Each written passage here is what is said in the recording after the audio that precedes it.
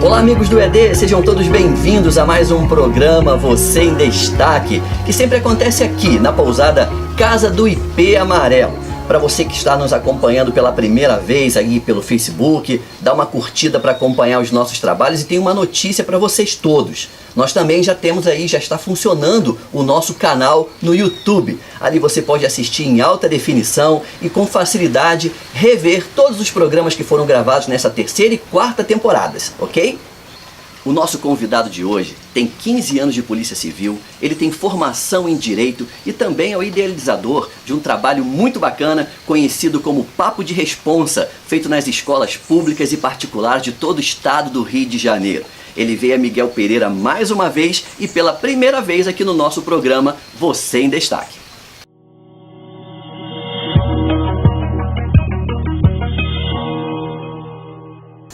Beto Chaves, hoje é Você em Destaque, seja bem-vindo ao nosso programa. Muito obrigado. Nós aqui agradecemos, aí o prazer é todo nosso.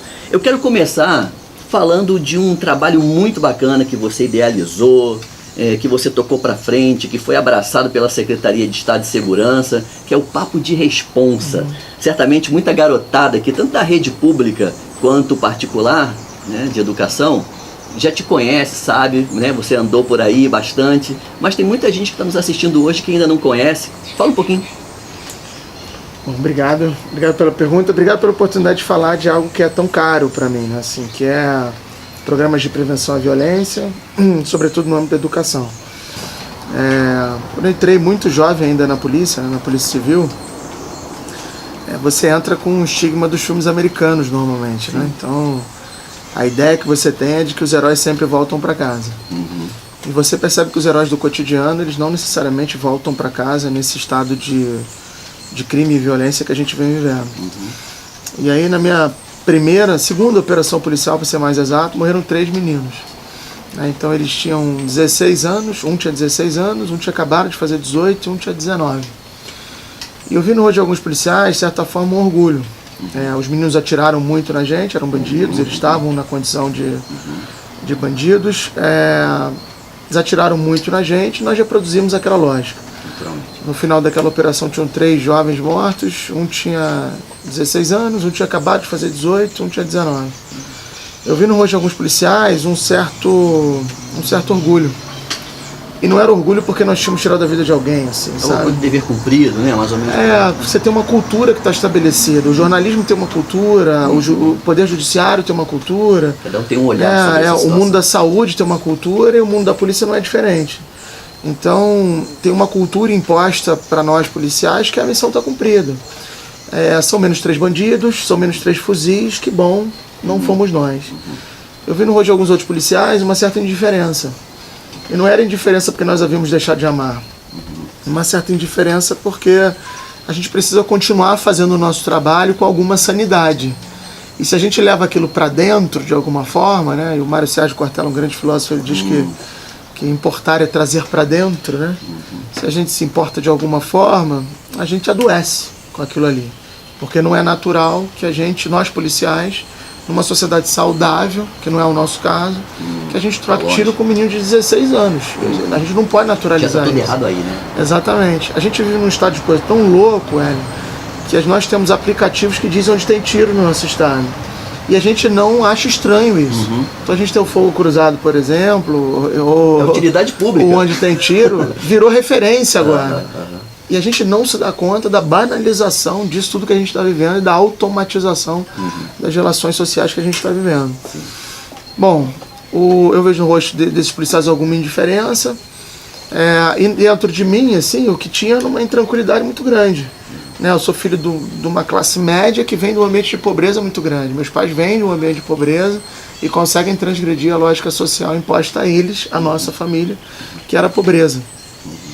E no meio desse caminho eu tô lá, né, naquele ambiente ali. Se você me perguntasse assim, como policial, em alguma medida eu achava também que estava fazendo o meu trabalho. Sim. Em alguma medida eu estava. Mas ao mesmo tempo ficava em contradição com os meus próprios valores. Falava assim, um moleque de 16 anos com uma arma na mão. E aí me parecia que aquilo ali não estava certo, assim, no jogo social não estava certo. O seu olhar era bem mais crítico. O meu olhar era de tranquilidade naquele momento, de inquietude, assim. A verdade era essa. E o Papo de Responsa nasce desse cenário de inquietude e de intranquilidade. Na verdade, se você assim, se distanciar um pouco da ambiência policial que te brutaliza, por vezes te desumaniza, e você subir um degrauzinho, você vai perceber que todo mundo ali é meio marionete desse sistema, desse mecanismo que a gente está estabelecido, entendeu? Aqueles meninos que estão ali, eles não pertencem ao chamado crime organizado. O crime organizado no nosso país, ele voa de primeira classe. A gente tem que ter coragem de dizer isso, de raciocinar sobre, de refletir sobre isso. Eles andam de helicóptero por aí, entendeu? Eles falam idiomas, eles têm barcos no litoral. Tem muitos carimbos no passaporte. Muitos carimbos no passaporte, entendeu? Nós, policiais e bandidos que estão aí, eu não vejo um menino desse, sabe, assim, anda de chinelo, falsificado, come quentinha, tem medo de policiais honestos, tem medo de policiais corruptos, tem medo da facção rival, tem medo da própria facção. Por vezes mora perto da praia e nunca foi à praia. Não é verdade que o crime organizado está ali, entendeu? Algum tipo de organização obviamente existe, mas crime organizado, ele ocupa outros espaços. A Lava Jato é um bom exemplo disso, né? Ela vem desvendando, né, quadrilhas que são muito mais organizadas do que esses meninos, moleques que estão por aí, bandidos e tal, chamados marginais. E são marginais mesmo, porque estão à margem de uma sociedade que impõe isso muitas vezes a eles. E não é justificar a pobreza com isso. Mas assim, voltando ao papo, o papo nasce dessa inquietude, né? De olhar para um lado. Eu me junto com um outro policial naquele momento que tinha uma mesma inquietude, que tinha um perfil diferente do meu. Eu era muito operacional já, passei muitos anos da minha vida em operações policiais, e ele era mais administrativo, burocrático, mas tinha uma cabeça, continua tendo, muito intelectualizado e tal. E o papo nasce daquela inquietude. Juntaram essas duas experiências. Juntamos essas duas experiências, ele era mais velho do que eu, então isso também compunha. E a verdade é que a gente foi na minha primeira escola, foi na escola onde eu estudei. Porque como você pega a tua experiência policial há 15 anos atrás, foi onde a gente começou o programa, e vai para oferecer isso dentro de escola. A escola não estava acostumada a ter a polícia dentro do seu ambiente. Aliás, muitos professores, inclusive, resistiam à nossa presença. Pela própria cultura, porque entendiam que o único olhar apresentado para a nossa sociedade é o olhar repressivo da polícia. E está longe de ser isso, inclusive. Está bem longe, inclusive, de ser isso. É um dos olhares, mas esse é o olhar mitificado pela grande mídia. E aí teve uma resistência lá. Uma resistência, mas na escola onde eu estudei, não. Olha. Porque lá eu era o Beto.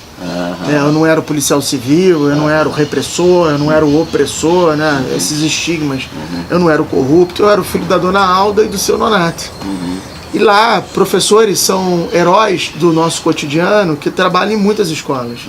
Né? Então tinham 3 professores naquela minha escola e eles olharam aquilo que a gente tinha feito e falaram assim, pô, dá pra você ir na minha escola também? Entender a proposta. E desde então a gente nunca mais parou. Caramba. Nessa brincadeira a gente começa como projeto, ainda era um nome bem lúdico, era Projeto Civilzinho.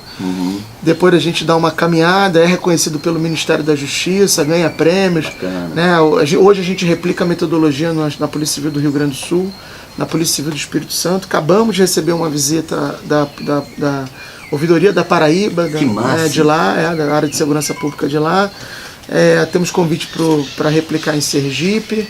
Tem uma conversa boa caminhando no Rio Grande do Norte. Você está invadindo o Nordeste, né? A gente fez uma conta, é uma conta de chegada, porque no início a gente tinha muita dificuldade de colher dados, porque a gente não queria ser entendido como alguém que queria informações. Né? Na verdade, a gente só queria um espaço para poder conversar com a juventude sobre as escolhas que eles estavam fazendo. Foi bem sacado. Entendeu? Então a gente já imagina que ao longo desses 15 anos, mais de 500 mil pessoas passaram pelo programa. Caramba. E a gente pôde acompanhar aqui na cidade de Miguel Pereira, você esteve aqui na rede pública, foi bacana. Fizemos Miguel, Pati, fizemos Mendes, tivemos em alguns municípios aqui do Centro-Sul. Com essa bagagem toda, lá se vão 15 anos de Polícia Civil, primeira vez que você está buscando um espaço, uma cadeira no Legislativo do Estado? Primeira vez. Na verdade, eu recebo convite tem uns 8 anos. Ora para o município, para a municipalidade, né, para tentar vereança, e ora para concorrer a deputado estadual, que é o cargo eletivo que eu estou concorrendo nesse momento. E eu acho que tinham 2 aspectos, sabe, Hélio, que eu acho que o primeiro era, eu não conseguia me enxergar naquele mundo. Sim.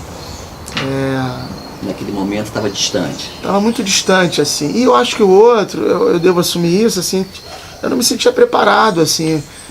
Essa coisa de você se colocar à disposição, a história de uma eleição, da tentativa de alguém se candidatar, ela deveria ser muito bonita. É uma festa, né, em que as pessoas elas dão uma procuração para você quando você aperta o 40-300 pelo menos, assim, você aperta o 40-300 verde. É uma procuração, é um voto de confiança tão grande, deveria ser uma festa. Fala, eu confio tanto em você que eu delego a você a minha voz. E é um número bem elevado de pessoas que precisam delegar isso. Não não é qualquer número que você pode alcançar aquele objetivo. E eu olhava para aquilo e falava assim, poxa caramba, mas eu acho que eu não me sinto preparado para receber esse voto de confiança, entendeu? Acho que eu não estou preparado intelectualmente, acho que eu não estou preparado emocionalmente, eu não me sinto confortável naquele ambiente, então não fazia sentido para mim. Quando foi na metade do ano passado, lá se vai um ano e pouquinho já agora, eu comecei a ter conversas mais profundas relacionadas a isso. Conversas mais profundas. E ao mesmo tempo você está acompanhando como é que o teu estado está. Ao mesmo tempo você está acompanhando como é que o país está.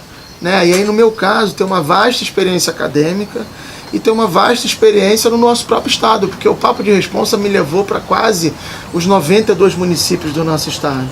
Então, se você me perguntar assim, Teresópolis, tive. E lá em Pociúncula, eu tive também. E aqui, tive. Bom, Resende, você teve? Teve também. Bom, no Rio, né, que lá se vão 7 milhões de habitantes, as 1.500 escolas, tive também. Então te dá uma musculatura muito grande. E sem contar esse olhar crítico que você sempre teve lá desde o comecinho. Que aí também aumenta a tua responsabilidade. E aí isso fez entender que chegou a hora. Isso fez entender. Eu sofri um trauma muito grande no início do ano. Além de tudo isso, o Brasil, uma análise de Brasil muito grande.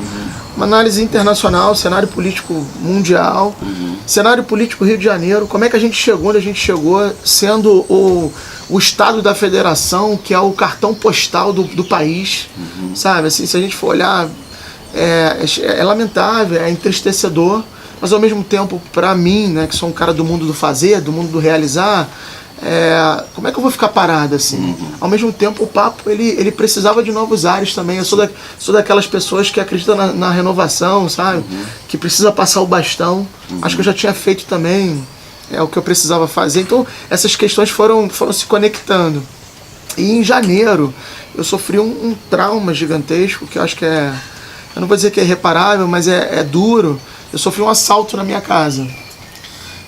Os bandidos me reconheceram como policial. No nosso estado, muito especificamente, eu sou fruto de um milagre, eu sou fruto de uma providência divina, né? Eu sou um homem de fé, então sou fruto de uma providência divina.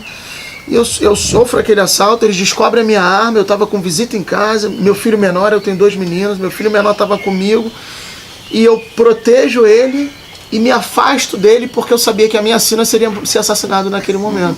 E eu não queria que aquilo acontecesse na frente do Pedro. Quando eu vivo essa situação, eu faço a minha primeira escolha antes da minha morte anunciada, que é me afastar do meu filho. Eu faço isso para que ele não visse a minha morte. Depois eu consigo pegar minha arma, eu não reajo naquele momento, porque depois que você dispara uma única vez, a situação fica incontrolável. Eu tinha 5 bandidos na minha casa, 2 deles estavam diretamente com a minha família, e eu, enfim, era uma decisão, uma escolha terrível. Eu guardo a minha arma, os bandidos 30 segundos depois descobrem a minha arma, eu tomo uma série de coronhadas, minha arma na minha cabeça, sangrando já por causa das coronhadas, enfim, papai do céu, algum papo de responsa com os bandidos ali, alguma capacidade de negociar, né? Eu acredito que os deuses e deusas, né, toda a minha fé, eles estavam lá em casa. Bom, o fato é que eles foram embora sem disparar o gatilho, levaram o meu carro, 30 segundos depois, a tão criticada Polícia Militar, a quem eu admiro bastante, para deixar isso bem claro, ela chegou. E aí naquele momento a minha rua é muito esburacada, moro na região oceânica de Niterói, e aí meus pais moram lá e tal, e aí a rua muito esburacada, eu ouvi barulho de um carro grande, eu tenho um carro grande. E era aquele barulho de suspensão passando por buraco muito rápido, né? E eu pensei, cara, eles voltaram para me matar, que eles levaram o meu carro, eu falei, bom, voltaram, se arrependeram. Meu irmão olhou de cima da casa e viu que era a Polícia Militar. E aí, quando a gente abre o portão, viam 2 heróis ali. E estavam com uma capa vermelha, parecia, sabe, com ímpeto de nos ajudar.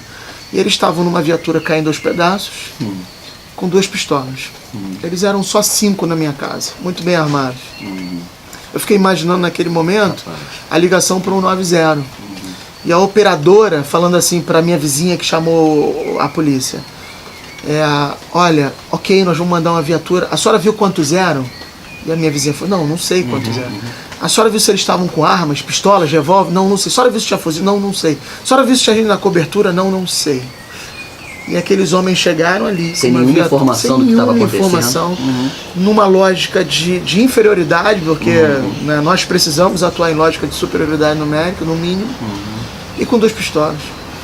Então, assim, naquele momento a minha ficha caiu. Porque onde é que a gente resolve isso? Não é no Facebook, não é reclamando no WhatsApp, não é abraçando a árvore, muito embora isso seja tudo isso muito louvável, é metendo a mão na massa. Claro. E é no mundo da política que a gente faz isso. Aí que deu a estampou. Eu já tinha tomado uma decisão, mas ela estava dentro de mim sendo digerida. Quando eu vivo aquilo ali, e eu me lembro de coisas que eu vivi, de hospitais que eu fui e que não funcionavam, né, de inúmeras escolas que eu tive, de professores adoecendo, de perceber o Estado adoecendo economicamente, de olhar um Estado como o nosso e ver turismo sendo tratado da forma como está, de perceber a enorme violência contra as mulheres, de ver a cultura sendo relegada a segundo plano da forma como ela é. Aí você fala, onde é que resolve? Onde resolve no macro, é no mundo da política.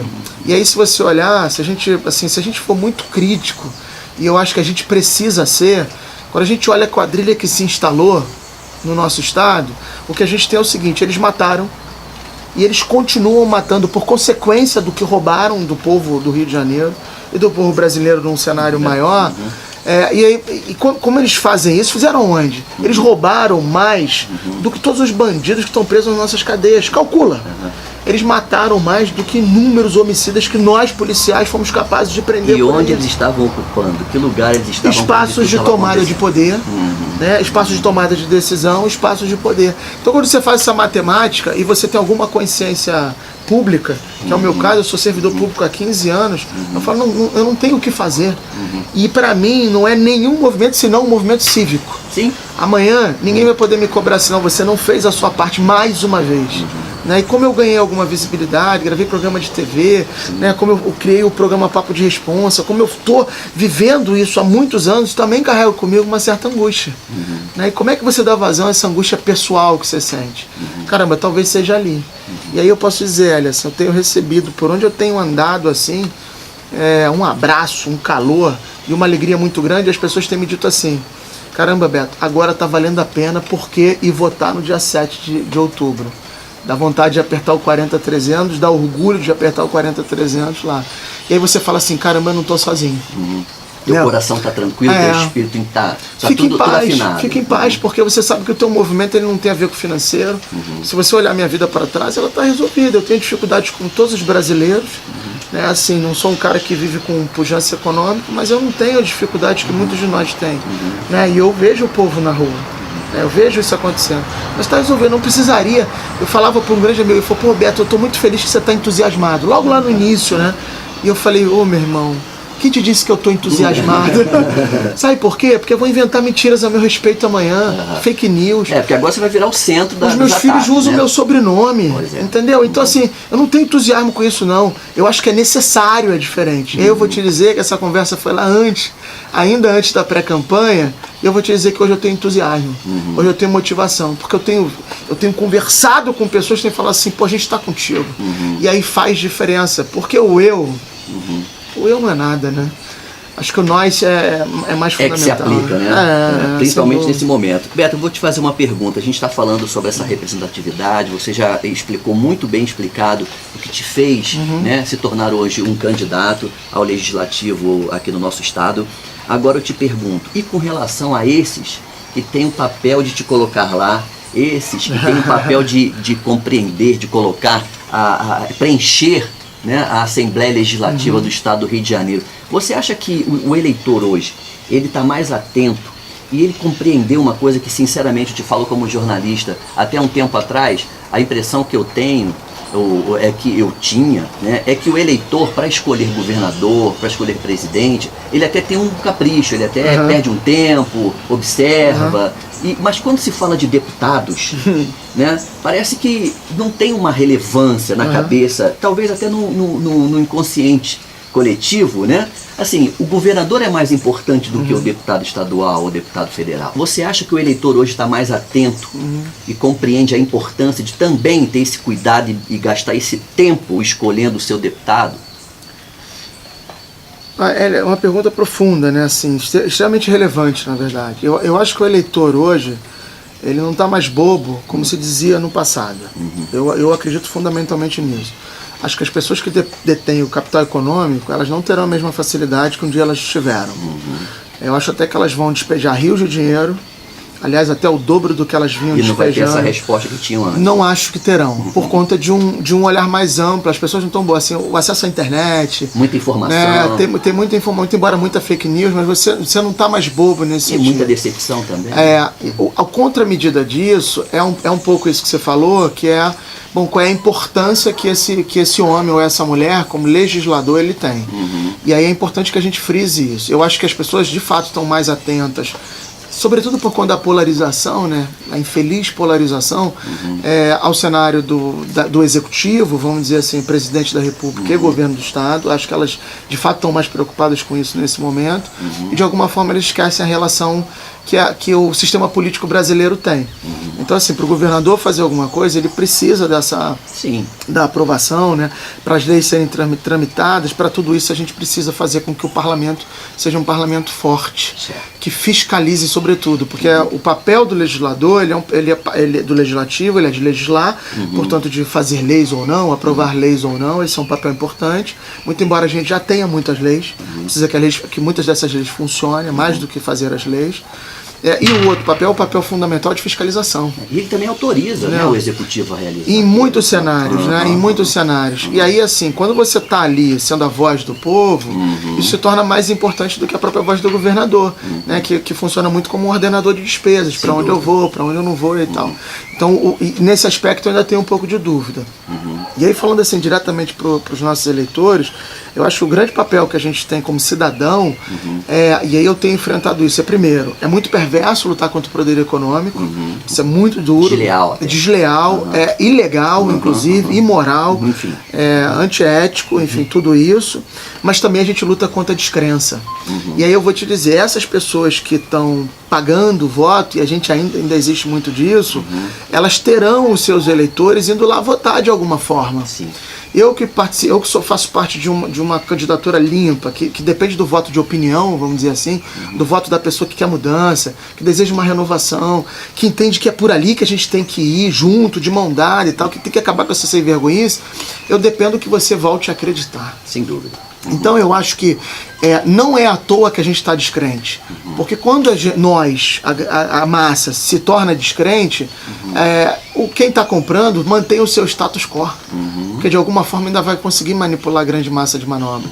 E aí eu preciso dizer para você assim, eu sou, né, cidadão do nosso Rio de Janeiro, mas na praia a gente tem um jogo chamado frescobol, né?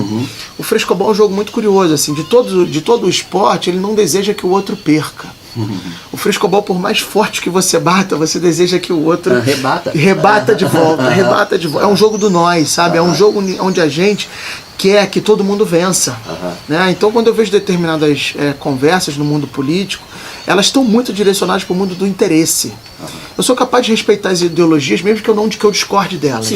Eu sou capaz de respeitar. Tanto faz de um lado, do outro. De civilidade até. Questão de democracia, de civilidade, de respeito à cidadania. Né? Então, é mais profundo, tem a ver com os meus valores, com os teus, né? com quem está ouvindo e vendo a gente.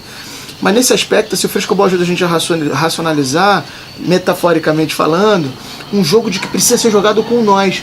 Mesmo que eu discorde de você em algum momento, se é melhor para o nós, eu tô dentro. É esse o compromisso que a gente tem que ter. E aí quando fala assim das propostas, eu falo assim, as propostas, as pessoas como um todo falam assim, quais são as suas propostas? Eu falo, eu posso falar com vocês dos meus compromissos. Proposta, ela está muito conectada ao executivo. Porque o executivo propõe e pode executar isso. Eu tenho um compromisso com a educação. Eu tenho compromisso com a segurança pública, eu tenho compromisso com o desenvolvimento econômico, com a cultura, com o esporte, com a melhor idade, eu tenho compromisso com a juventude. Então o que vier, por quê? Nós no parlamento, nós vamos precisar legislar sobre tudo. Naturalmente. Então eu preciso entender de segurança alimentar, eu preciso entender que Teresópolis é o PIB da agricultura do nosso estado, eu preciso entender a economia criativa para falar um pouco melhor de cultura, preciso entender de Miguel Pereira o turismo e toda a região. Então eu tenho compromisso com isso, e isso é relevante, né? E isso as pessoas, eu acredito que precisam entender assim o papel do legislador, sabe? Naturalmente. Vamos lá, deixa eu te fazer uma outra pergunta. Vamos projetar e vamos continuar projetando usando dessa boa fé, né? Vamos projetar. Quem será o Beto Chaves ocupando uma cadeira do Legislativo do Estado do Rio de Janeiro? Que pergunta boa, que pergunta boa. Eu vou te dizer que é uma pergunta muito profunda também, né? Então Assim, vamos lá. que bom conversar com gente inteligente. As melhores conversas são aquelas que as perguntas, né, e a resposta tende a valorizar a pergunta. Então vamos lá. Isso é uma pergunta muito difícil, assim, mas que tem saída, sabe? Eu sou um cara que vivendo o processo que eu estou vivendo de campanha, eu preciso focar nessa corrida de 100 metros que a gente está vivendo. E diminuo a minha expectativa em cima do futuro deputado. Sim. Eu diminuo, sabe? Porque eu não posso me imaginar deputado, senão eu perco a minha centralidade aqui, o meu foco nesse cenário. Seu momento agora é outro. O meu momento agora é o momento de alguém que se coloca à disposição e que se imagina muito viável para fazer a história acontecer. Mas é bonito ser provocado por você, imaginando assim, quem será esse legislador amanhã? Eu tenho andado por todo o estado. Eu tenho feito uma campanha que nem eu mesmo imaginava. E isso é bonito, porque eu recebo convite para estar em Resende, convite para estar em Itatiaia, Sul Fluminense, lá. Recebo convite para estar aqui com vocês, tenho um convite para estar em Pociúncula, Varriçai, Natividade, Itaocara, Peribé, Norte, Noroeste. Recebo convite para estar na região dos Lagos, Cabo Frio, Saquarema. Então isso tudo tem me dado, e aí eu tenho conversado com as pessoas, e o que eu tenho percebido é o seguinte, eu sei por que os políticos não estão indo à rua. Eu acho que é por vergonha, muitos deles, e porque quando você conversa com o povo, você sabe o que o povo quer, e você tem muito problema chegando no teu ouvido. E cobranças, né? Cobranças nesse cenário, sabe? Então, ontem eu estava em Santa Cruz, e a conversa comigo eram duas: saneamento básico, e aí o nome já diz básico, e tem uma quadra, na verdade é um campo de futebol jogado ao relento lá, com o mato crescendo, que eles gostariam que virasse um espaço de esporte. Nada de outro mundo. E lazer, nada de outro mundo, tudo muito básico. Eu vou à Ilha do Cocotá, numa feira, e converso com as pessoas e falo assim, cara, as pessoas estão sem dinheiro, então precisa falar de desenvolvimento e reclamação atrás de reclamação. O político tem que estar na rua. Você entende? Então como é que eu imagino o meu mandato? Eu gosto muito daquela casa chamada Casa do Povo. Mas se você me perguntar nessa provocação, eu me imagino fora daquela casa. Eu me imagino na rua. Eu me imagino aqui e acolá.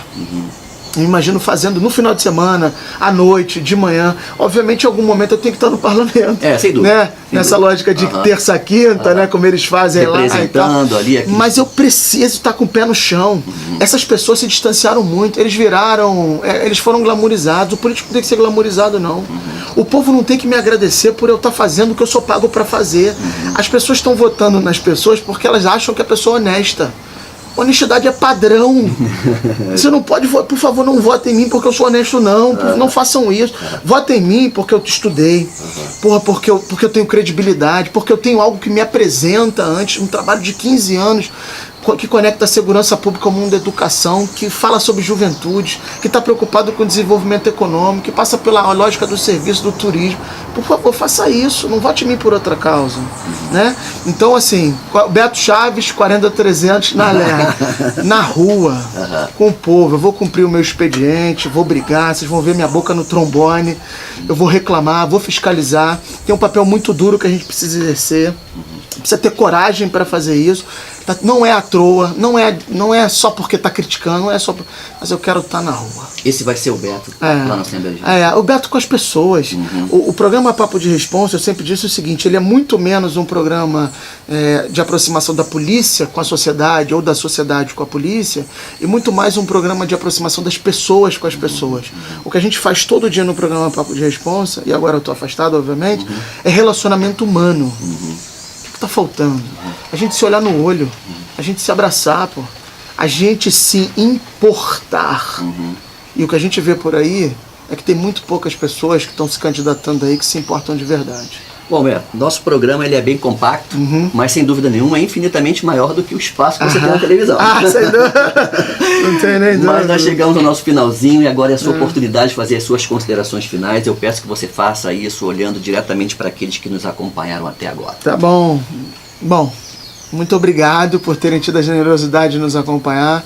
Muito obrigado pelo espaço aberto. De fato é muito maior do que qualquer outro espaço que a gente poderia ter. Então, gratidão, né, por esse espaço. Queria dizer para vocês o seguinte, o momento do voto, né, sobretudo esse momento que a gente está vivendo, não deve ser um momento de descrença. Não deve ser um momento de pouca esperança ou de nenhuma esperança. Deve ser um momento em que a gente tem que olhar para o futuro e falar assim, o que a gente quer para o nosso município, o que a gente quer para o nosso estado, o que a gente quer para o nosso país. E a gente precisa ter coragem e compromisso para fazer isso. O que eu estou fazendo nesse momento, me candidatando a uma cadeira do parlamento do nosso estado, né, a ser deputado estadual, é um movimento cívico. Ele não é um movimento de necessidade, ele não é um movimento porque eu preciso, não, é um movimento que todos nós deveríamos fazer, as pessoas de bem, as pessoas decentes deveriam fazer. Eu agradeço a você que no dia 7 de outubro vai sair da sua casa e vai teclar, né, para senador, vai teclar para presidente, vai teclar para deputado especial, especialmente o 40-300. E digo isso por quê?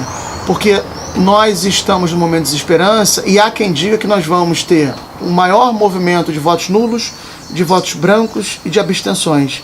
Isso não faz com que pessoas decentes assumam o seu papel, as suas cadeiras. A gente tem que votar acreditando naquela pessoa. E eu espero que vocês, né, do lado daí, façam a melhor escolha de vocês e espero que essa melhor escolha seja eu nesse momento. Muito obrigado, muito obrigado.